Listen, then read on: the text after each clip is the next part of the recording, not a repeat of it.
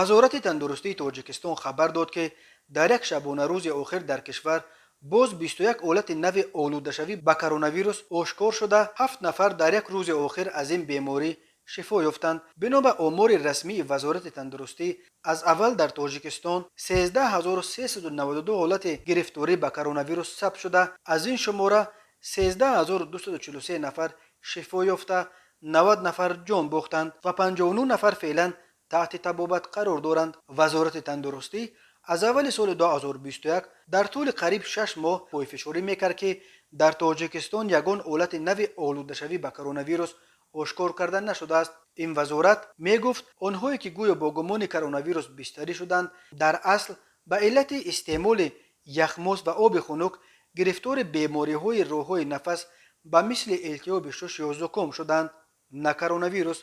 تنها 21 ایون ستاد جمهوریوی مبارزه با کرونا ویروس رسما تصدیق کرد که در حقیقت در مؤسسه های تندرستی مملکت حالتهای گرفتار شدن به بیماری سراطی کرونا ویروس به قید گرفته شدند. از 21 ایون به این طرف وزارت تندرستی تاجیکستان درباره 84 مورد نو گرفتاری به کرونا ویروس خبر داد. از این شماره 25 نفر در بین همگی 4 روز گویا شفا یافتند.